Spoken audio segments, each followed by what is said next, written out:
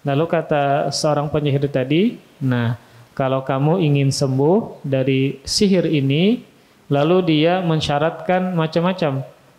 Ini disebut dengan nushrah, sihir dengan sihir.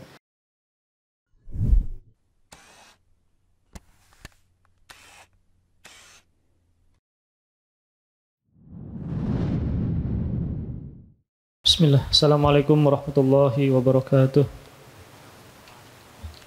Alhamdulillah wassalatu wassalamu ala Rasulillah wa ala alihi wa sahbihi wa mawalah wa la haula wa la quwwata illa billah, amma ba'du. Alhamdulillah, kita bersyukur kepada Allah Subhanahu wa taala, kembali kita pada malam hari ini kita masih diizinkan, dimudahkan berkumpul di sini dalam rangka untuk sebuah tujuan yang mulia, yaitu kita beribadah kepada Allah Subhanahu wa taala. Kemudian kita isi sampai waktu Isya dengan belajar sama-sama kita memahami akidah, memahami hak Allah yang paling besar, yaitu berkaitan dengan mentauhidkan Allah Subhanahu wa taala. Dan kita masih membaca dan membahas kitab Tauhid karangan Syekh Muhammad At-Tamimi, dan kita sampai di bab yang ke-26 ya. Bab yang ke-26. Babu majaa fin nushrah. Babu majaa fin nushrah.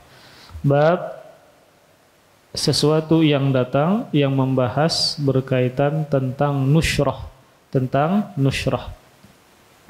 Maka ada sebuah istilah yang sering digunakan, yang sering dibahas dalam kitab Tauhid, dalam kitab atau bab Tauhid, yaitu istilah nushrah ya. Maka istilah ini istilah yang syar'i yang disebutkan dalam hadis, sama juga berkaitan dengan istilah tatayyur dan seterusnya yang harus kita bahas. Maka nushrah ya, kita bahas dari sisi bahasa. Nushrah itu adalah wazan fu'lah dari kata nasyar ya, nasyar atau nasyara, maka maknanya adalah at-tafriq, yaitu memisahkan. At-tafriq, memisahkan atau membedakan. Kemudian di antara maknanya juga nasyara adalah, ini secara bahasa, yaitu al-fathu, maknanya membuka ya. Nasyara maknanya fataha, membuka. Lawan kata dari tawiya yaitu melipat. Ini secara bahasa. Adapun istilah syar'i yang akan kita bahas, maka nushrah adalah halus sihri anil mashur. Halus sihri anil mashur, yaitu menghilangkan atau melepaskan sihir dari orang yang terkena sihir. Melepaskan atau menghilangkan sihir dari orang yang terkena sihir. Kalau ada orang yang kena sihir, lalu kita hilangkan, kita lepaskan sihir tersebut, maka dinamakan dengan nushrah. Berarti nushrah ini adalah semacam pengobatan untuk orang yang terkena sihir, agar sihirnya hilang atau lepas. Kemudian, nushrah ini ada dua jenis. Ada dua jenis. Yang mana dua jenis ini masing-masing memiliki hukum yang berbeda. Hukum yang berbeda. Maka jenis yang pertama yaitu nushrah dengan cara yang syar'i. Nushrah dengan cara yang syar'i. Seperti menggunakan ruqyah syar'iyah. Orang yang terkena sihir, lalu kita baca Al-Quran, kita bacakan Al-Quran, kita bacakan doa, ayat-ayat, dan seterusnya, maka ini disebut dengan nushrah menggunakan ruqyah. Ketika hilang sihir yang ada pada orang tersebut, dengan kita bacakan ayat-ayat ruqyah, maka dinamakan dengan nushrah. Ya, dinamakan dengan nushrah.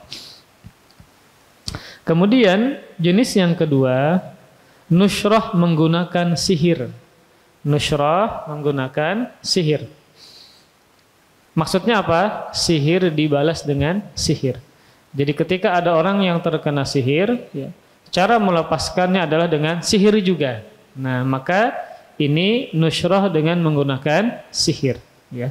Ketika ada orang yang kena penyakit, kemudian kata orang-orang ini bisa kena sihir, lalu dia mendatangi seorang penyihir. Lalu kata seorang penyihir tadi, nah, kalau kamu ingin sembuh dari sihir ini, lalu dia mensyaratkan macam-macam. Misalnya harus menyembelih kambing yang berwarna ini dan itu, kemudian mempersyaratkan harus menyembelih ayam yang berwarna hitam dan seterusnya. Ini disebut dengan nusyrah, sihir dengan sihir. Maksudnya untuk menghilangkan sihir orang tersebut, ya, menggunakan sihir juga.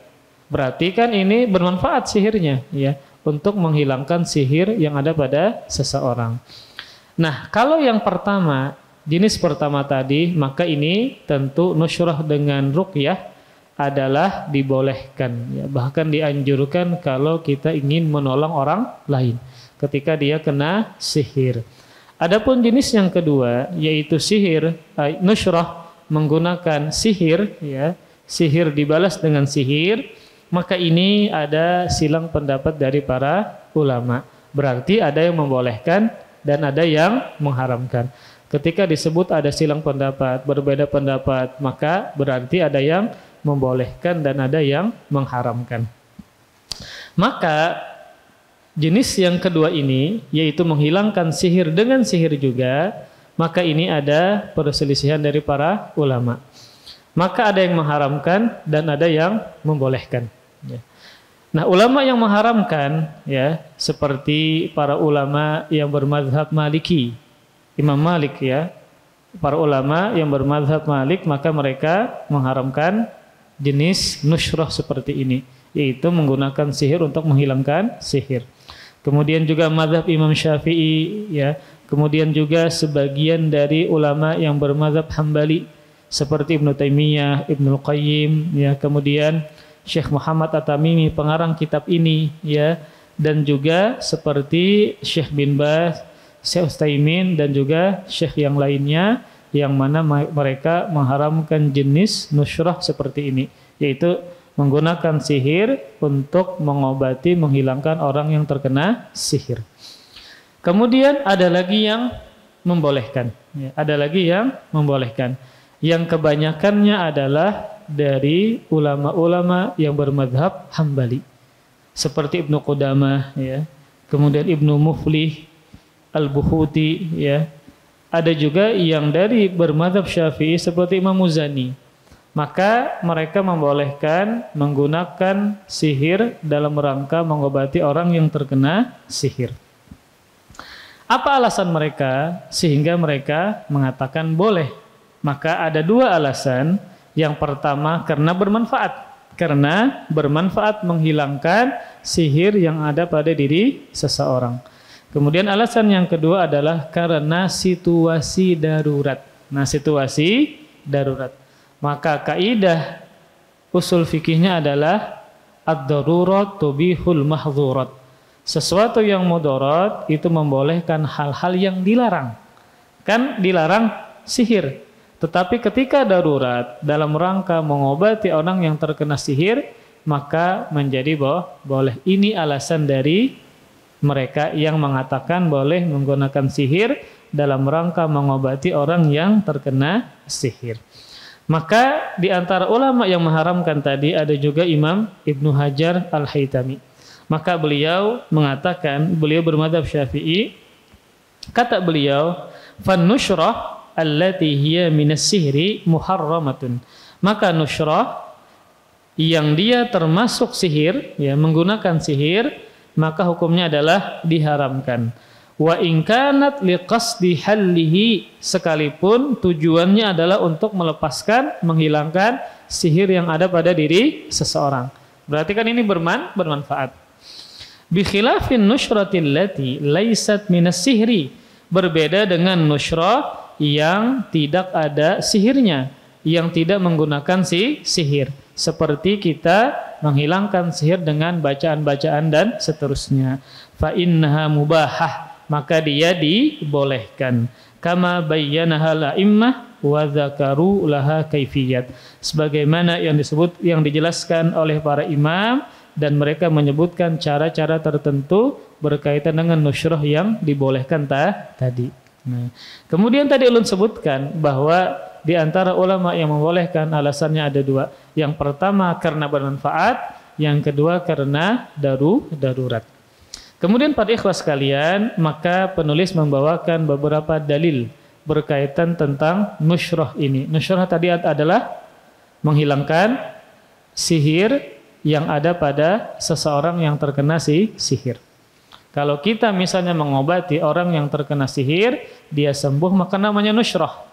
Maka namanya nusyrah. Ya. Allah atau seseorang yang mengobati orang yang terkena sihir dengan bantuan jin, itu juga namanya nusyrah. Nah, jadi intinya adalah nusyrah itu mengobati, menghilangkan, melepaskan sihir yang terkena pada seseorang dengan cara apapun.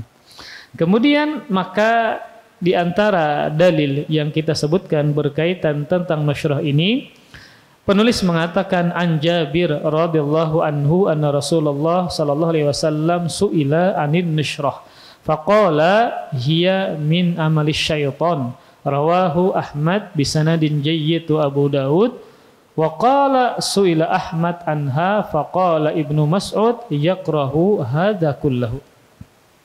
Dari sahabat Jabir bin Abdullah radhiyallahu anhuma, beliau berkata bahwasanya Rasulullah sallallahu alaihi wasallam pernah ditanya tentang nusyrah, mengobati sihir orang yang terkena sihir. Maka Nabi pun menjawab, nusyrah itu perbuatan syaitan. Maka nusyrah itu perbuatan syaitan. Nah, tadi kan ulun sebutkan, nusyrah itu ada yang dibolehkan dan ada yang tidak dibolehkan. Ya. Maka yang dibolehkan di sini ketika dia menggunakan ruqyah. Tetapi di sini Nabi mengatakan ketika ditanya tentang nusyrah, maka nusyrah itu adalah perbuatan syaitan. Maka maksudnya Nabi tidak memutlakkan, tidak mengatakan semua nusyrah. Tetapi Nabi konteksnya menjawab pertanyaan ini nusyrah yang terjadi di masa jahiliyah. Nusyrah yang terjadi di masa jahiliyah. Yang mana ketika orang-orang jahiliyah mengobati sihir, orang yang terkena sihir, maka dengan dua cara.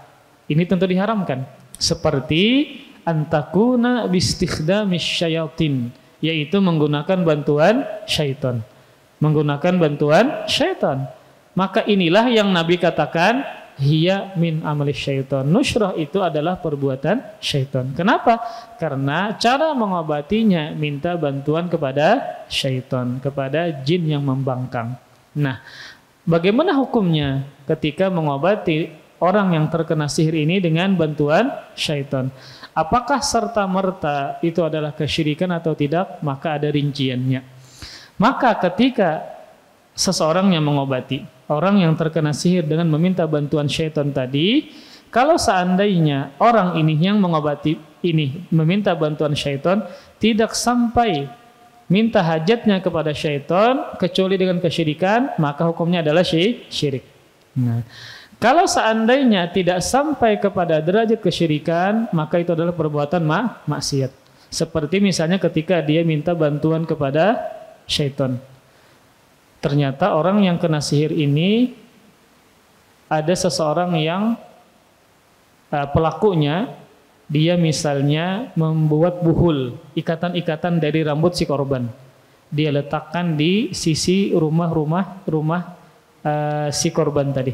Lalu orang yang mengobati ini minta bantuan kepada jin atau syaitan. Di mana letak buhul tadi? Nah, ini kan dia tidak sampai kepada derajat kesyirikan. Hanya bertanya kepada syaitan saja. Nah, maka ini tidak sampai kepada kesyirikan, tetapi tetap perbuatan tersebut adalah maksiat. Kata Syekh Muhammad bin Shalih Al-Utsaimin, maka hukumnya adalah perbuatan maksiat, tidak sampai kepada derajat kesyirikan. Kecuali kalau dia minta bantuan syaitan ketika mengobati orang yang terkena sihir, ada lafal-lafal tertentu, ucapan-ucapan tertentu yang di dalamnya ada bacaan-bacaan kesyirikan kepada jin tadi, maka tentu hukumnya adalah kesyirikan. Nah, jadi intinya adalah bahwa yang Nabi sebutkan nushrah di sini bukan secara mutlak, tetapi Nabi menjawab konteksnya adalah pada masa jahiliyah. Yang pertama mereka menggunakan bantuan syaitan. Yang kedua antaku nabi sihri. Mereka ya ketika mengobati orang yang terkena sihir dengan sihir yang semisal ya, dengan sihir entah dengan lafal-lafal, dengan bacaan-bacaan, dengan tiupan-tiupan. Nah, maka ini yang disebut oleh Nabi adalah perbuatan syaitan. Nabi tidak memutlakkan semua jenis nushrah, tetapi yang Nabi katakan konteksnya adalah yang terjadi di zaman jahiliyah. Entah mereka mengobatinya dengan minta bantuan kepada jin atau syaitan, atau menggunakan sihir untuk menghilangkan sihir orang yang terkena sihir. Kemudian hadis ini diriwayatkan oleh Imam Ahmad dengan sanad yang jayyid, yang baik, yang bagus, dan juga dikeluarkan oleh Imam Abu Daud. Dan ini disahihkan oleh Imam Hakim dan disepakati oleh Imam Az-Zahabi. Kemudian penulis mengatakan setelah beliau membawakan dalil berupa hadis Nabi SAW, kemudian beliau membawakan dalil dari perkataan sahabat. Dan Abu Daud berkata bahwa Imam Ahmad ditanya tentang nushrah. Maka Imam Ahmad mengatakan, sahabat Abdullah bin Mas'ud membenci itu semua. Kata beliau, sahabat Abdullah bin Mas'ud membenci itu semua. Maksudnya adalah nushrah yang terjadi, yang dipraktekkan di zaman jahiliyah. Maka beliau membenci semua praktek nushrah pada zaman tersebut. Kemudian hadis ini nushrah ditulis dengan nushrah. Maksudnya adalah pemakaian kalimat ini, kalimat nushrah ini datang dari Nabi. Ketika ada yang bertanya, maka Nabi menjawab dia adalah perbuatan syaitan. Maka ini adalah termasuk istilah yang syar'i yang digunakan oleh sahabat untuk bertanya kepada Rasulullah SAW. Kemudian para ikhwas sekalian, nah maka di sini Nabi SAW mengharamkan nushrah, yaitu dengan meminta bantuan jin, syaitan, atau dengan menggunakan sihir. Nah, adapun tadi kalau nushrah dengan ruqyah syar'iyah, menghilangkan orang yang terkena sihir dengan ruqyah, maka tentu Nabi tidak menjawab demikian. Tidak menjawab itu perbuatan syaitan, tapi adalah perbuatan yang diizinkan dan dibolehkan. Ada sebuah riwayat dari sahabat Auf bin Malik. Beliau berkata, "Kunna narqi fil jahiliyah. Faqulna ya Rasulullah, kaifa tara fi dzalika?" Faqala, "I'ridu alayya ruqakum la ba'sa birruqa ma lam yakun fihi syirkun." Kata Rasulullah sallallahu alaihi wasallam berkaitan dengan nushrah menggunakan ruqyah. Jadi yang Nabi katakan perbuatan syaitan itu adalah yang dipraktekkan oleh orang jahiliyah. Adapun yang dipraktekkan oleh sahabat, maka sahabat Auf bin Malik mengatakan, kami dulu melakukan ruqyah pada masa jahiliyah. Lalu kami bertanya kepada Rasulullah sallallahu alaihi wasallam, "Wahai Rasulullah, bagaimana pendapatmu tentang yang demikian, tentang nushrah menggunakan ruqyah?" Maka Nabi menjawab, "I'ridu alayya ruqakum." Peragakan, praktekkan ruqyah kalian kepadaku, kata Nabi. Nabi ingin melihat, oh ternyata menggunakan apa?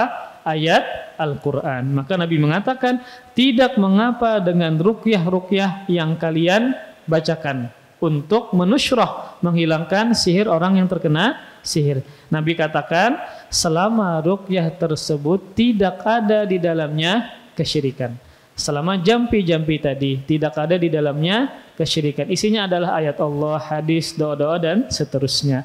Maka ini menunjukkan yang Nabi katakan di sini ketika ditanya tentang nushrah, maka Nabi menjawab adalah perbuatan syaitan, bukan secara mutlak, tetapi konteksnya adalah yang dipraktekkan oleh orang-orang jahiliyah.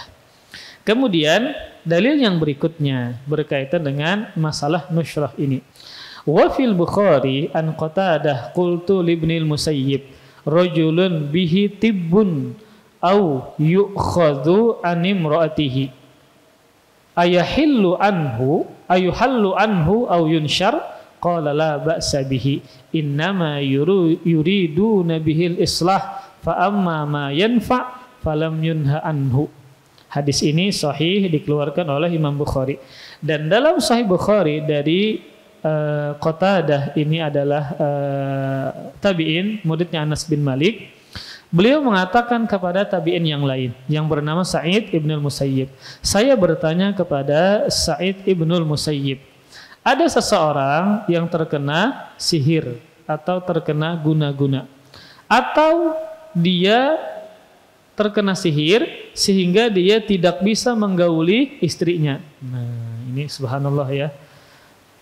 Jadi memang seperti itu. Terkadang ada jenis sihir dalam rangka memisahkan suami dengan istri ketika berhubungan suaminya kadakawa. Nah, entah letoy misalnya. Padahal sebelum nikah ketika nazar, wah semangat banget kayak itu nah. Maka ketika sudah menikah, entah dia disihir oleh mantan bininya kah misalnya, akhirnya ketika berhubungan kadakawa terus. Nah, atau ketika diajak oleh istrinya, suaminya tidak bernafsu lagi, maka ini bisa terjadi ya. Maka sebagaimana ini terjadi yang ditanyakan oleh tabi'in ini, bahwa ketika ada seseorang yang terkena guna-guna, terkena sihir, atau dia tidak bisa berjima dengan istrinya, nah maka ditanyakan apakah itu boleh dilepaskan darinya ya, atau bolehkah dia dinusyrah. Jadi orang yang terkena guna-guna ini apakah boleh dihilangkan guna-guna tadi ataukah boleh dia dinusyrah?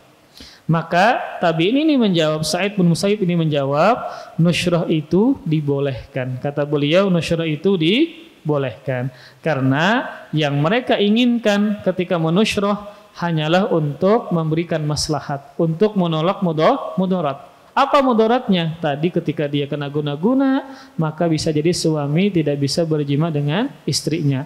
Berarti nusyrah di sini dibolehkan. Kenapa? Karena bermanfaat dan bisa menolak mudarat. Dan nusyrah yang bermanfaat, kata beliau, tidaklah dilarang. Nah, perhatikan jawaban tabi'in ini ketika tabi'in yang lain bertanya. Kan di sini Imam Sa'id ibn Musayyib menjawab nusyrah itu dibolehkan. Maka beliau memutlakkan nusyrah mana yang dibolehkan, maka dimutlakkan. Sehingga ulama yang mengatakan boleh menggunakan sihir ketika menusyrah tadi, maka diantara dalilnya adalah perkataan tabi'in ini. Karena ketika ditanya tentang nusyrah, maka beliau menjawab dengan mutlak. Nusyrah itu apa? Dibolehkan. Sehingga ada di antara ulama yang membolehkan ketika orang yang terkena sihir, maka boleh dia menggunakan sihir dalam rangka melepaskan sihir yang lain. Mereka berdalilkan dengan perkataan tabi'in ini ketika ditanya bolehkah melepaskan sihir darinya atau boleh menggunakan nusyrah, maka beliau menjawab nusyrah itu dibolehkan. Alasannya apa? Alasannya adalah karena bermanfaat dan menolak mudarat. Makanya alasan para ulama yang membolehkan adalah karena bermanfaat dan menghilangkan mudarat. Nah, sekalipun menggunakan sihir ketika menusyrah tadi. Nah, maka nanti kita bahas kembali berkaitan dengan ulama yang membolehkan. Kita akan menyebutkan pendapat yang rajihnya, kemudian bantahan-bantahan ya ketika kita merajihkan pendapat yang mengharamkan menggunakan sihir untuk mengobati orang yang terkena sihir. Kemudian kita teruskan. Penulis mengatakan, beliau mengutip lagi perkataan tabi'in yang lain, yaitu Al-Hasanul Basri. Jadi urunutnya bagus ya kitab ini. Menyebutkan ayat, biasanya ayat. Kalau tidak ada ayat maka hadis. Hadis Nabi, ucapan sahabat, kemudian ucapan tabi'in. Kemudian waruwiya anil Hasan annahu qala la yahillu sihra illa sahirun. Ini disebutkan dalam kitab Fathul Bari karangan Ibnu Hajar Al-Asqalani. Dan diriwayatkan dari Al-Imam Al-Hasan Al-Basri, Sayyidut Tabi'in, ya, pemimpinnya para tabi'in, bahwa beliau mengatakan tidak ada yang dapat menghilangkan sihir kecuali tukang sihir.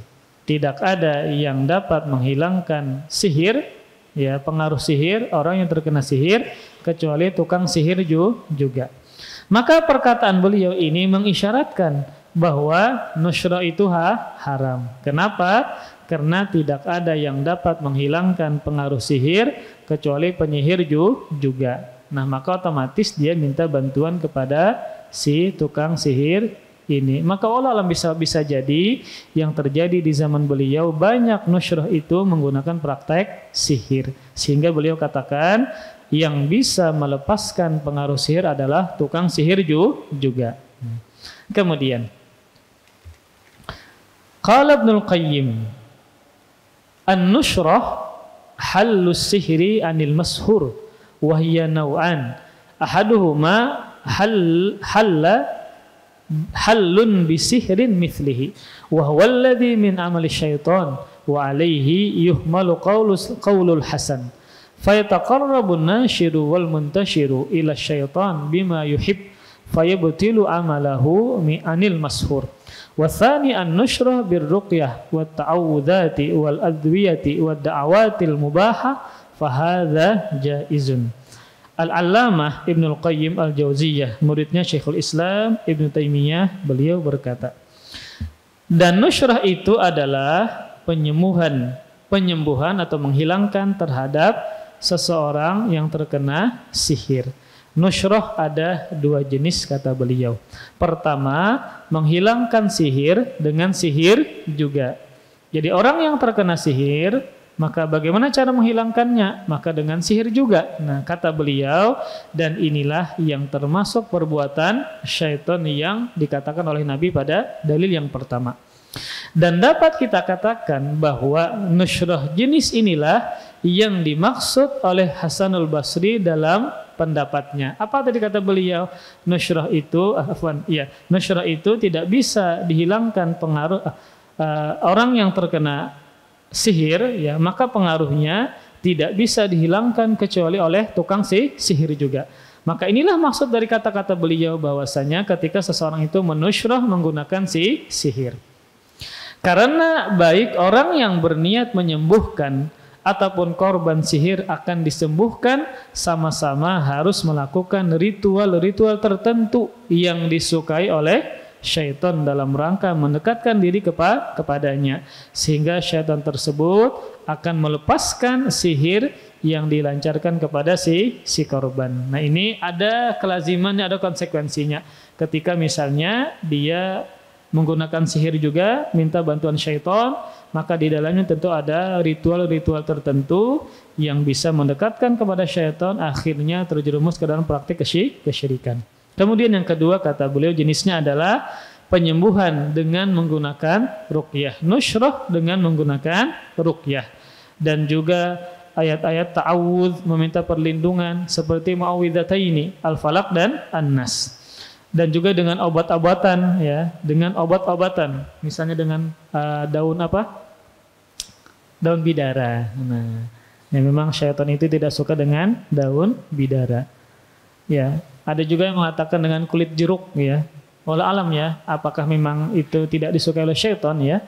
Maka kalau seandainya demikian, ada penelitian-penelitian oleh para peruqyah bahwasanya dengan daun ini, kulit ini, maka syaitan tidak suka, sehingga boleh digunakan untuk nushrah, menghilangkan sihir yang ada pada seseorang.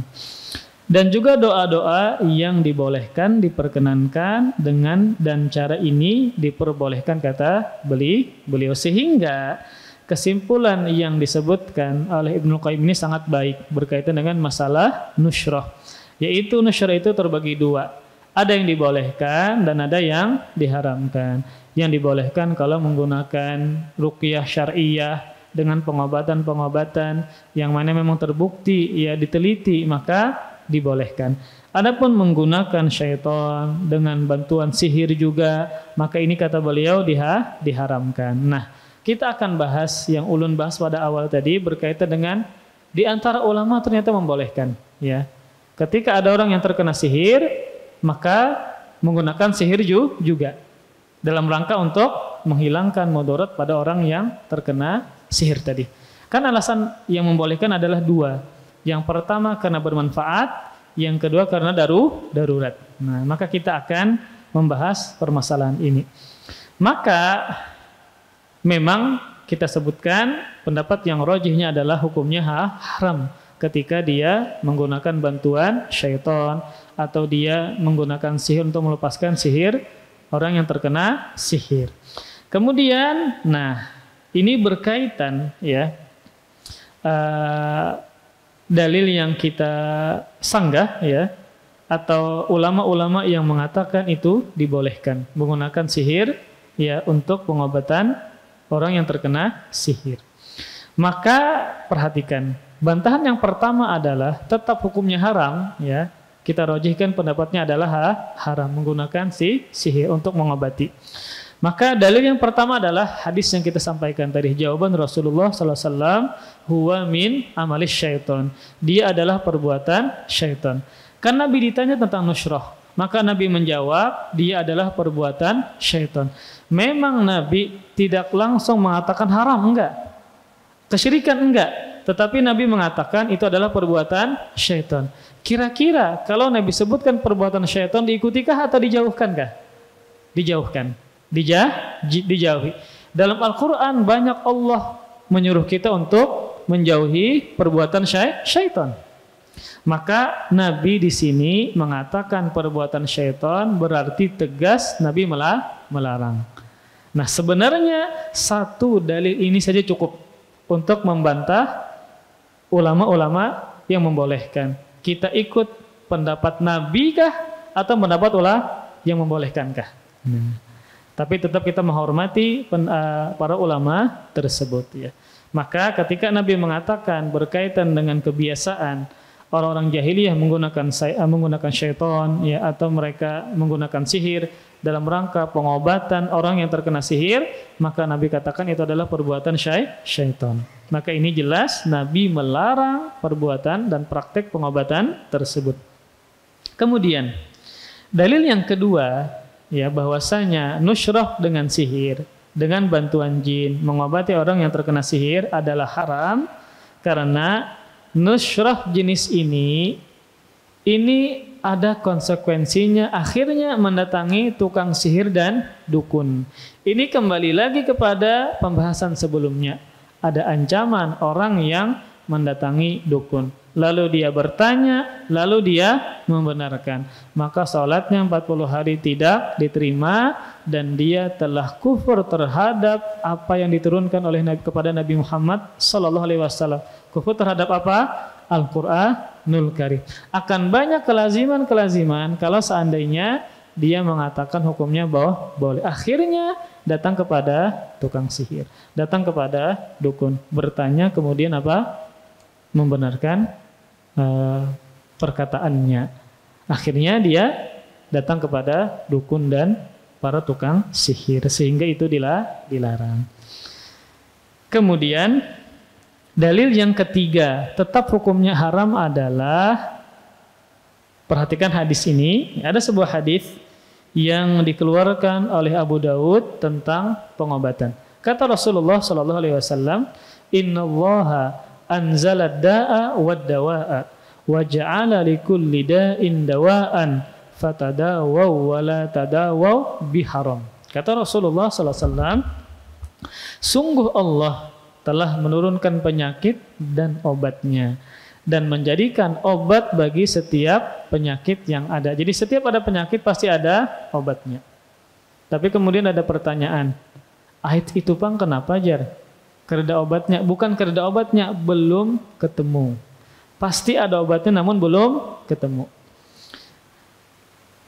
Dan menjadikan obat bagi setiap penyakit yang ada. Maka berobatlah dan janganlah berobat dengan sesuatu yang haram. Nah, ini kan penyakit. Ketika ada orang yang terkena sihir, itu adalah penyakit. Entah dia sakit ke apakah, itu adalah penyakit. Maka di sini Nabi mengatakan, janganlah kalian mencari pengobatan dengan cara yang haram. Maka menggunakan sihir adalah haram. Berarti kan ada cara yang dibolehkan, yang dimubahkan ketika menghilangkan sihir yang ada pada seseorang. Kemudian, dalil yang keempat, jenis pengobatan ini tetap haram hukumnya adalah karena membuka peluang bagi para dukun dan tukang sihir untuk buka praktek. Nah, ini gawat lagi jadinya, ya. Maka semakin banyak orang yang datang percaya macam-macam, ya. Akhirnya banyak bisa bergantung kepada dukun dan tukang sihir. Maka ini membuka pintu-pintu kerusakan-kerusakan yang lain. Kemudian, nah tadi kan ulun sebutkan nih, ada yang membolehkan. Jadi antara ulama ada yang membolehkan menggunakan sihir untuk mengobati orang yang terkena sihir. Kan alasan mereka yang pertama adalah ini kondisi darurat. Kondisi darurat. Nah, maka adapun dalil ini yang mereka katakan ini adalah kondisi darurat, maka ini tidaklah ini adalah sesuatu yang keliru. Maka bantahannya adalah karena kan tadi alasannya apa? Darurat. Alasannya adalah darurat, sehingga kalau darurat maka dibolehkan. Maka ini bisa dibantah. Maka bantahannya adalah sesuatu perkara yang haram boleh dilakukan dalam situasi darurat. Tapi syaratnya yang haram ini boleh digunakan dalam kondisi darurat jika sesuatu yang terlarang tersebut dipastikan dapat menyelamatkan seseorang dari situasi darurat. Ulun ulang. Suatu perkara yang haram ya, boleh dilakukan dalam situasi darurat. Ini kan darurat nih, maka boleh menggunakan haram menggunakan sihir. Maka bantahannya adalah suatu perkara yang haram boleh dilakukan dalam situasi darurat. Tapi syaratnya apa? Sesuatu yang diharamkan tadi dipastikan dapat menyelamatkan seseorang dari situasi darurat tersebut. Seperti orang yang hampir mati karena kelaparan. Misalnya gugur pesawatnya, sidin aja nang selamat sorongan di hutan. Misalnya contoh. Lalu sidin ke atas pohon, ya. Mencari macam-macam, kada tamu, sudah kelaparan dah. Ternyata sidin ketemu bangkai, ya. Bangkai babi pulang. Nah, boleh kada seseorang ini makan babi ketika dia kelaparan? Kalau dia meyakini dengan makan tadi dia selamat, maka dibolehkan. Hanya sekedar untuk menyelamatkannya nyawa. Bukan bekanyang-kanyang, digoreng macam-macam, enggak. Tetapi hanya sekedar menyelamatkan nyawanya. Ternyata bisa. Dia makan sedikit, ternyata mampu menyelamatkannya. Maka ini dibolehkan. Kenapa? Karena yang diharamkan tadi menjadi boleh karena memang bisa menghindari dia dari situasi darurat, menghilangkannya nyawa. Nah, kemudian pertanyaannya adalah apakah nusroh menggunakan sihir bisa menghilangkan orang yang terkena sihir? Maka jawabannya ternyata belum tentu. Belum tentu. Nah, maka bisa jadi ada kong-kalingkong antara tukang sihir ini dengan orang yang menyihir si korbannya. Ini kan sama-sama syaitan nih beradu, ya. Tidak mungkin syaitan itu membela kebenaran, ya. Maka dia adalah caranya sangat mudah. Dia bisa jadi temannya juga, ya, yang menyihir orang tadi. Maka ketika menggunakan sihir, maka ini tidak dikatakan sebagai darurat karena tidak ada kepastian bisa menyelamatkan orang yang terkena sihir tadi sehingga tidak bisa digunakan.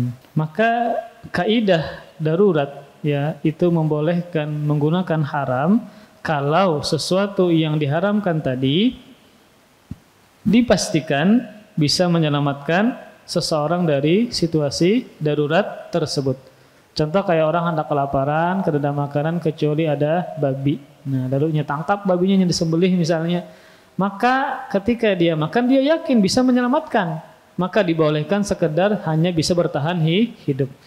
Nah, pertanyaannya adalah apakah orang yang menggunakan sihir untuk menghilangkan orang yang terkena sihir itu pasti bisa menyelamatkan?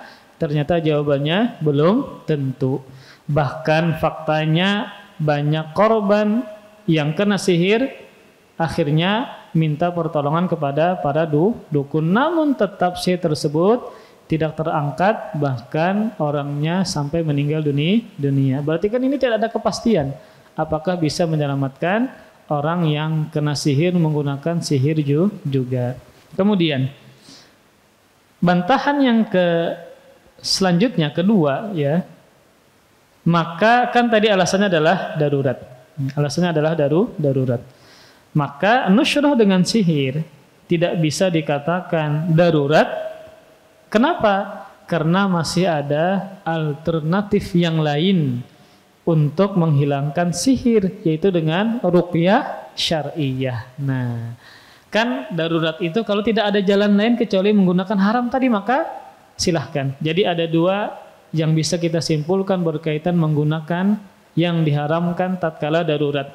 Yang pertama bisa dipastikan yang diharamkan ini bisa menyelamatkan dia dari situasi darurat. Yang kedua tidak ada alternatif yang lain. Ternyata nusyrah dengan sihir ini bukan darurat. Kenapa? Masih ada alternatif yang lain untuk mengobati orang yang kena sihir, yaitu dengan ruqyah syar'iyah. Maka sehingga dalil dari para ulama tadi ini bisa terbantahkan dan kita merojihkan hukumnya tetap haram. Kemudian, kan tadi yang membolehkan itu banyak dari kalangan ulama yang bermadzhab Hambali. Ya. Di antara dalil mereka adalah sikap Imam Ahmad, yaitu ketika beliau ditanya ya tentang seseorang. Yang seseorang ini mengaku bisa menghilangkan sihir dengan metode sihir, ya. Jadi orang ini kalau misalnya ada orang yang terkena sihir, lalu dia datang membawa sejenis tempayan, di dalamnya ada air, ya. Kemudian tiba-tiba air yang ada di tempayan itu hilang. Ya. Kemudian ini kan berarti menggunakan sihir. Nah, maka Imam Ahmad ditanya, ya. Imam Ahmad ditanya. Lalu beliau mengatakan beliau tidak tahu. Namun ketika beliau menjawab dengan mengibaskan tangan beliau, tidak tahu. Ya, kata beliau. Sehingga jadi Imam Ahmad sendiri berpendapat menggunakan sihir untuk mengobati orang yang terkena sihir adalah beliau tawakuf. Tidak mengatakan boleh, tidak mengatakan haram. Sehingga ketika beliau ditanya tentang kisah tadi, maka ulama-ulama yang bermadzhab Hambali menyimpulkan bahwasanya beliau Imam Ahmad tidak mengharamkan nusyrah dengan jenis ini. Tetapi sebenarnya Imam Ahmad kesannya malah mengingkari. Kenapa? Karena beliau mengibaskan tangan beliau sebagai isyarat pengingkaran ketika ada yang bertanya. Nah, kemudian seandainya benar misalnya nih Imam Ahmad tidak mengharamkan, maka mana yang kita pilih? Antara ucapan Nabi itu adalah perbuatan syaitan dengan pendapat Imam Ahmad seandainya beliau tidak mengharamkan. Tentu ketika ada yang bertentangan dengan ucapan Nabi, siapapun dia, namun kita tetap hormat kepada mereka para ulama, tetap kita katakan nomor satu adalah ucapan Nabi Muhammad SAW. Ya, maka para imam madhab, Imam Syafi'i, Imam Ahmad, Imam Malik, Abu Hanifah, mereka mengajarkan kepada murid-murid mereka bahwa dalil adalah nomor satu. Jadi para guru ini, para imam ini tidak mengajarkan kepada murid-muridnya fanatik terhadap mereka. Makanya Imam Malik guru dari Imam Syafi'i. Apakah Imam Syafi'i 100% ikut pendapat Imam Malik? Maka jawabannya tidak. Padahal hubungannya adalah guru dengan murid. Nah, ternyata berbeda, ya. Kemudian Imam Ahmad, muridnya Imam Syafi'i. Apakah Imam Ahmad 100% mengikuti mazhab Imam Syafi'i? Maka jawabannya tidak. Itu menunjukkan mereka tidak mengajarkan fanatik kepada diri mereka, kepada pendapat mereka, tetapi mengikuti dalil. Maka ketika Nabi mengatakan berkaitan dengan menggunakan sihir untuk mengobati orang yang kena sihir, itu adalah perbuatan syaitan, sehingga hukumnya adalah haram. Kemudian, apa yang harus dilakukan jika terkena sihir? Yang pertama, berdoa kepada Allah Subhanahu wa taala. Bahkan dikatakan berdoa lebih efektif dibandingkan dengan ruqyah. Maka dengan berdoa kepada Allah Subhanahu wa ta'ala, orang yang terkena sihir tadi, dia langsung berdoa kepada Allah Subhanahu wa ta'ala. Terlebih di waktu-waktu yang mustajab, ya, bangun tahajud misalnya, itu waktu yang mustajab. Kemudian antara iqamah dan azan dan seterusnya, ya, maka memperbanyak doanya kepada Allah Subhanahu wa ta'ala. Kemudian yang kedua, melakukan ruqyah syar'iyah. Baru setelah itu, setelah kencang doanya, setelahnya baru ruqyah syar'iyah. Maka dibolehkan dia untuk meruqyah dirinya sendiri, ya. Memang tidak mengapa dia minta ruqyah kepada orang lain, namun lebih baik afdalnya dihindari. Karena kita ingin masuk surga tanpa hisab dan tanpa azab, di antara syaratnya adalah tidak meminta orang lain untuk meruqyah kita. Maka caranya bagaimana? Kita ruqyah mandiri, kita ruqyah sendiri. Maka minimal dalam rumah pian ada buku cara meruqyah. Itu banyak ustaz kita yang sudah mengumpulkan. Ada Ustaz Yazid itu Masya Allah. Maka minimal ada satu buku yang pian baca berkaitan dengan masalah sihir, kesurupan, jin dan seterusnya. Jadi pian ada langkah-langkah yang pian lakukan ketika merasa diganggu oleh syaitan dan seterusnya. Kemudian maka seperti misalnya membaca Al-Falaq, An-Nas, Al-Fatihah, Surah Al-Baqarah, ya. Maka Rasulullah sallallahu alaihi wasallam pernah bersabda, hadis yang sahih yang dikeluarkan oleh Imam Muslim, "Iqra'u surat Al-Baqarah fa inna akhdaha barakah wa tarakaha hasrah wa la tastati'uha al-batalah." Bacalah Al-Baqarah karena dengan membacanya keberkahan akan didapatkan. Nah, jadi kalau rumah pian hendak berkah, kantor pian hendak berkah, ini pian sebagai pimpinan wajib jadi pian baca surah Al-Baqarah. Nah, ini kan bagus ini. Jadi pian sebagai pimpinan, sebagai orang yang punya peraturan, bikin peraturan wajib salat berjamaah, wajib baca Al-Quran dan seterusnya agar kantornya menjadi berkah, ya. Maka bacalah surah Al-Baqarah. Karena dengan membacanya keberkahan akan diperoleh. Dan dengan tidak membacanya, meninggalkannya akan menyebabkan kerugian dan penyesalan. Dan pembacanya tidak dapat dikuasai atau dikalahkan oleh tukang-tukang sihir. Nah, maka membaca surah Al-Baqarah. Dalam hadis yang lain, la taj'alu buyutakum maqabir inna syaitan yanfiru minal baitil ladzi tuqra'u fihi suratul Baqarah. Kata Rasulullah sallallahu alaihi wasallam, janganlah jadikan rumah-rumah kalian seperti kuburan sunyi, ya. Kuburan sunyi kerana bacaan Al-Qur'an, maka jangan rumah kayak kuburan. Sungguh syaitan itu lari dari rumah yang dibacakan padanya surah Al-Baqarah. Hadis ini sahih dikeluarkan oleh Imam Muslim. Kemudian juga membaca ayat-ayat yang berkaitan tentang mengalahkan tukang sihir. Seperti peristiwa Nabi Musa mengalahkan mereka misalnya. Seperti berkaitan dengan Harut dan Marut. Intinya adalah ayat-ayat yang menceritakan kekalahan para tukang sihir. Maka itu dibaca.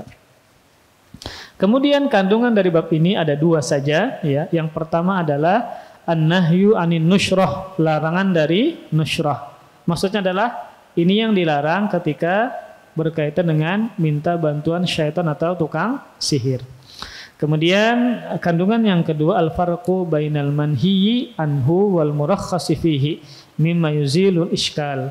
Perbedaan antara nushrah yang dilarang dan yang diperbolehkan. Dengan demikian menjadi jelas masalahnya, mana yang dilarang, mana yang dibolehkan. Maka tidaklah nusyrah itu mutlak dilarang, tidaklah juga mutlak dibolehkan. Dilarang ketika menghilangkan jenis sihir, ya, dengan sihir bantuan syaitan atau dengan jimat-jimat, ini juga tidak boleh diharamkan, ya. Maka kalau seandainya menghilangkan sihir dengan bacaan, dengan obat-obatan yang diteliti oleh para peneliti, maka ini dibolehkan. Kemudian, nah, ada permasalahan. Ada suatu permasalahan dan juga ada jawabannya. Kan para ulama fikih, ya, mereka di antara mereka kan mengatakan boleh menggunakan sihir untuk menghilangkan sihir. Padahal mereka berpendapat ketika ada seseorang yang memang dia adalah tukang sihir, maka hukumnya adalah dibunuh. Nah, tapi kenapa mereka ada di antara mereka malah membolehkan? Ya, kan kita bahas sebelumnya berkaitan dengan tukang sihir. Ketika dijalankan syariat Islam dalam sebuah negara, ketika dia ketahuan memiliki praktek sihir, ya, dengan meminta bantuan, maka hukumannya apa? Dibunuh. Tetapi kenapa mereka di antara mereka membolehkan menggunakan sihir dalam rangka untuk mengobati sihir? Ini kan berarti sesuatu yang muskilah, bermasalah jadinya. Maka bagaimana jawabannya? Maka jawabannya adalah keinginan mereka, kehendak mereka, ya, dengan tukang sihir ini dibunuh. Kenapa? Karena mereka memberikan mudarat. Nah, mereka memberikan mudarat. Tetapi dalam rangka untuk pengobatan, ini kan berarti bermanfaat. Nah, jadi mereka membolehkan, di antara mereka membolehkan sihir untuk mengobati sihir karena bermanfaat. Adapun berkaitan dengan harusnya tukang sihir itu dibunuh karena mereka memberikan mudarat kepada orang, sehingga tidak ada kesukaran berkaitan dengan masalah tadi. Wallahu alam bissawab. Nanti kita sambung lagi, ini berkaitan dengan tatayyur. Nah, berkaitan dengan tatayyur, yang mana semakin zaman, ya, itu semakin bermacam-macam tatayyurnya. Terkadang setiap daerah berbeda-beda tatayyurnya. Ya, maka ini juga harus dijelaskan karena memang banyak praktik tatayyur ini di tengah-tengah masyarakat kita. Wallahu alam bissawab. Semoga kita terhindar dari segala jenis kesyirikan, kemaksiatan yang diharamkan Allah Subhanahu wa taala. Semoga Allah senantiasa menjadikan kita orang yang diberkahi dan bertakwa kepada Allah Subhanahu wa taala. Amin ya rabbal alamin. Wassallallahu ala nabiyyina Muhammadin wa ala alihi wa sahbihi wa baraka wa sallam. Subhanakallahumma bihamdika asyhadu an la ilaha illa anta astaghfiruka wa atubu ilaik. Wassalamualaikum warahmatullahi wabarakatuh. Terima kasih. Jazakumullah khairan wa barakallahu fikum. Video ini dibuat atas partisipasi dari donasi Anda. Semoga menjadi amal jariah bagi Anda semuanya.